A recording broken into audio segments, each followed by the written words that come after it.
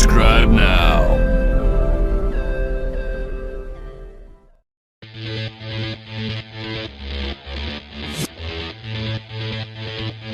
من العنف الأسري التي ستنتهجها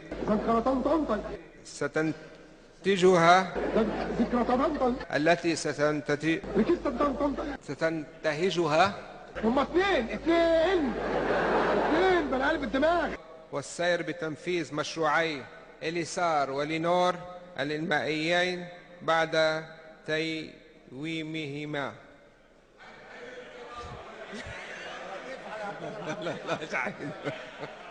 هو بالعربي؟ بالعربي. أنا ثقافتي ألمانية. الله. 5. العمل على تنمية مجتمع المعرفة والتكنولوجيا المعلومات واقتصادها. ثقافتك ايه؟ ألمانية. ألمانية؟ يس. جيف مي همبرجر. ما في نضيف على البيان بس. تفعيل العلاقة بين الحكومة والمجلس النيابي على قاعدتي فصل السلطات وتعاونه.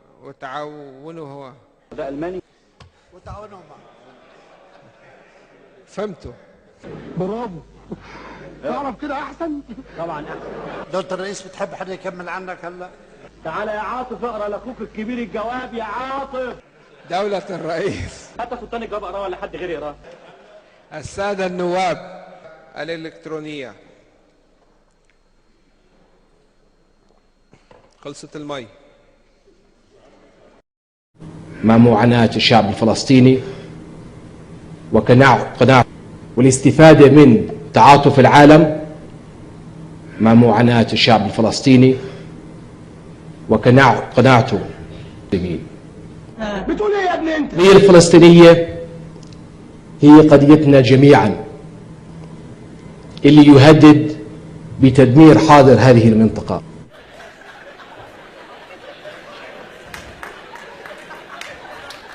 واجبكم وانتوا الأقدر على النهوض بهذا الواجب فإحنا حريصين كل الحرص. فالتعددية والتنوع هي روافد تثري المسيرة. لا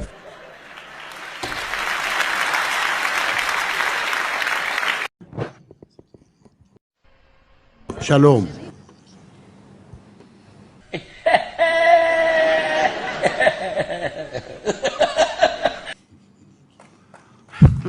يا فرحة أمك بيك. لا نريد هذا الحائط اللعين ليفصل بيننا وبينكم. نريد جسور المحبة والإخاء والتعاون. التنسيق الأمني مقدس. أحي يا أبو سوسو أحي. مقدس. طب بيجيبوا الكلام ده منين؟ ومع ذلك نحن ننسق معهم من أجل الوصول إلى هؤلاء الشباب، لأن هؤلاء أولا على أخيرا هم بشر، ونحن نريد أن نحمي أرواح البشر. حتى الأمريكان قالوا لنا، أحدهم أمريكي، قلنا نحن يعني أمريكا أو إسرائيل بالنسبة لنا إنسان، وعلينا أن نبحث عن هذا الإنسان وأن نعيده إلى أهله. والله الراجل ده بيتكلم كلام زي الفل. ولا نريد أي طريق آخر إلا طريق المفاوضات السلمية للوصول إلى سلام بين الشعب الفلسطيني والشعب الإسرائيلي. يخرب عقلك ده انت مسخره. الله في أشغال هذا المؤتمر، واسمحوا لي أن أنسحب لأن هناك الكثير من لن تمروا أبدا. الإرساء الاستراتيجية الوطنية للحد من المخاطر والتصرف في الكوارث السياسية. شكرا جزيلا. انت شفت بيقول ايه؟ بيقول ايه يعني؟ بيقول ايه؟ تيس الله يخرب بيتك. تيس ده رئيس صايع قوي كده. هو رئيس ملطة. ملطة ايه؟ يقول لك تيس انت جبت الكلام. انت مين اللي قال لك على الحكايه دي؟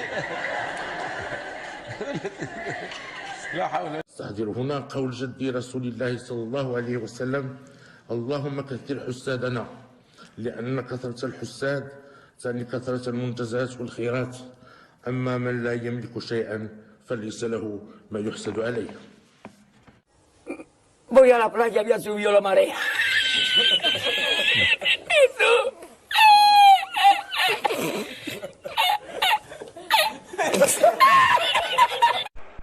احنا عايزين يا جماعه والله نتمنى انه يوم القيامه ما في يجي واحد قدام ربنا سبحانه وتعالى ويشكي عمر البشير وحكومته.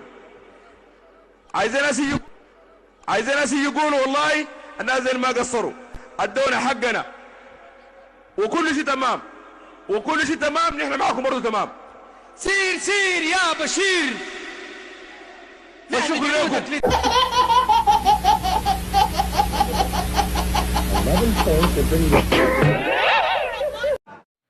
نعلمهم الحقيقة، العلم الحقيقي، ان الحكاية كانت كده واحنا كنا كده، وبالرغم من كده عملنا كده.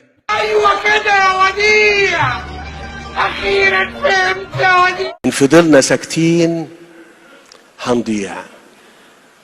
الفكرة كده، المعضلة كده، يعني ان اتحركنا تزعلوا، ولما تزعلوا تتحركوا، فلما تتحركوا تلخبطوا، فلما تلخبطوا تهدوا البلد، وإن ما تحركناش هنفضل عاجزين، فأنتوا تحسوا بالعجز وتحسوا بالقلة فتتحركوا فتهدوا البلد.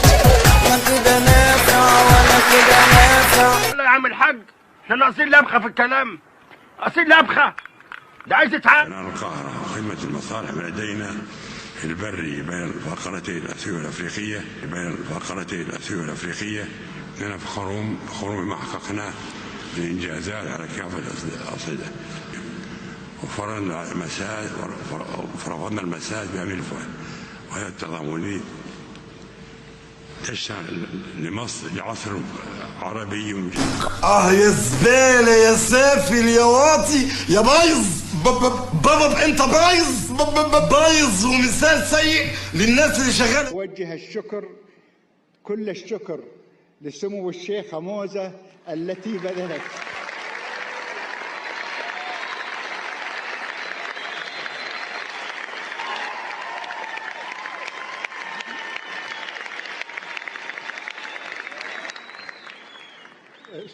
شكرا، بس ترى زوج الشيخة موزة ما عنده شهادة جامعية.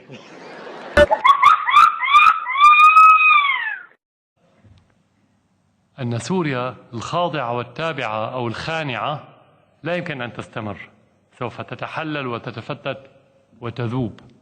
لذلك في حسابات الربح والخسارة أكرر ما قلت في عام 2005 في ذلك الوقت منذ حوالي 12 عام، بأن ثمن المقاومة هو أقل بكثير من ثمن الاستسلام. عندما أخذنا موقف من حرب العراق في عام 2002 قبل الحرب ضد الغزو، لم يكن فقط مجرد موقف مبدئي ضد الغزو، هذا جانب، ولكن الجانب الأخطر هو ما كان يحضر للعراق في ذلك الوقت من طروحات طائفية وفيدرالية نراها اليوم نفسها في سوريا. الغرب كالأفعى يبدل جلده حسب الموقف، لكن هم اكتشفوا مؤخرا بأنهم بلا وزن، وبأنهم مجرد أدوات تستخدم لمرة واحدة ومن ثم تلقى في سلة المهملات، يعني مثل الأدوات الطبية تفتح تستخدم وتلقى في السلة، مع فارق جوهري. الأدوات الطبية معقمة، أما هذه الأدوات فهي أدوات ملوثة، وهي ملوثة لدرجة لا يمكن معها إعادة التدوير والاستخدام لاحقا. Subscribe now.